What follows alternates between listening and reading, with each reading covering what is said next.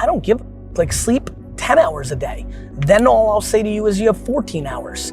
To me, this is not about the semantics. This is about the binary mindset of winning or losing in life. You don't have to have money to make money. What you have to have is belief in yourself. Jump and the net will appear. Go try and accomplish something that's hard. You may win, you may lose, you may succeed, you may fail. I'll tell you what, you'll be better. If you avoid those things that are hard and you sit on your couch and eat Doritos, this is not a good move. Move towards that challenge and go attack it. I've studied great people, millionaires and billionaires and people who succeed in what they do. And I realized that the difference is only, it's not a behavior. It's not something that they get to when they want to. It's not a feeling. And so for you, it's a feeling. For them, it's a mentality. It's a way of life. It's what they eat. It's what they sleep. It's what they drink. It's who they are. It possesses them. But it's not what you deserve in life. It's what you earn in life. I came from a background. My dad beat me. I got in a lot of trouble. I found a way to turn it around. The projects that say, I don't know if I can animate that. I don't know how to do that. Those are the things we want, because through that curiosity, you'll reach a level that you didn't think was possible. When you run a business, it is a series of oh my God moments. Like the oh my God to oh my God. There's something that you love more than yourself, than your dream. I know you're tired. I know you're weary. I know you've been brought to tears. All the blood, all the sweat, all the sacrifice, all of the suffering. I know you want to quit right now, but this is not the time to let go. This is not the time to doubt. This is not the time to quit. Keep going. The ones that don't make it know how to be a victim. They feel sorry for themselves. They blame the next guy, and they don't take the responsibility as their own. And that's what an entrepreneur does. You're the boss. It's your problem, period. It's your problem. It rests with you. Now what are you going to do about it? Your excuses will destroy you and take everything that you ever wanted from you if you let them. What successful entrepreneurs do is they just keep doing it over and over and over and over and over and over and over. And eventually, if they're fortunate, one of their ideas happens to hit the right place at the right time. And so that's also Darwinian in some sense. You know, you're creating all these little enterprises that are sort of alive. They're run by people after all. And even if your idea is good, that doesn't mean it will be successful. There's so many things that have to be taken into account. So this is partly why persistence, and that's part of conscientiousness, is so useful. It's like, you know, what do they say? If at first you fail, then try again. And that would probably mean try something different rather than the same thing.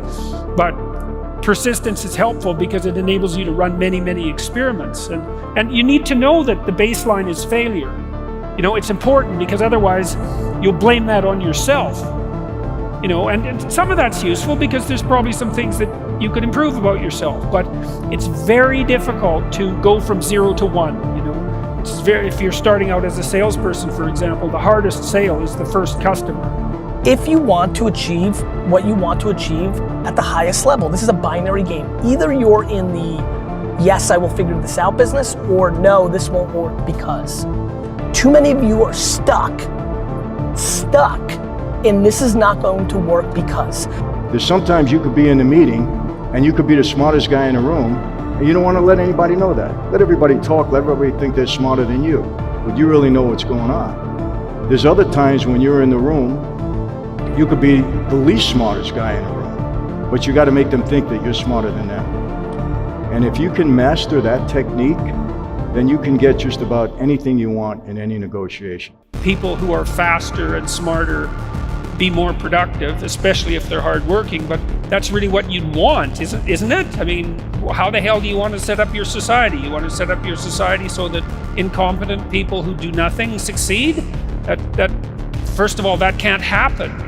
Oftentimes, the person who stops ourselves from doing other things while we would like to point at other people because they have an opinion, it is actually us. We choose to believe, listen, adhere to somebody else's opinions, but somebody else's opinion of us doesn't pay our bills. The person who has an opinion about what it is you're doing was most likely never going to become a customer. I want to know the personality, the character of the people I'm in with, but there's times when I'll test somebody, I'll throw out a word or two that I know is false, and I'll see how he responds.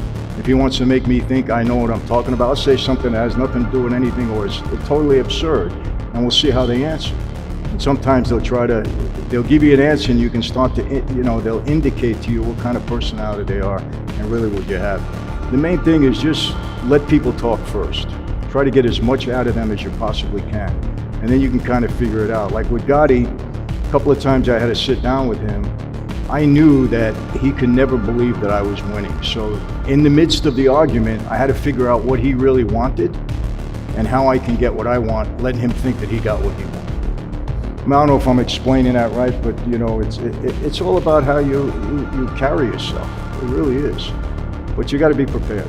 I use what I call the iterative decision-making process. I'm only to take small steps. So, am I trying to leave I don't like my job. I'm miserable there. Okay. Does that mean I walk in tomorrow morning and say, hey boss, I hate it here, I quit? No, it doesn't mean that. It means I say, okay, I'm gonna start putting my resume together. I'm gonna start checking out LinkedIn.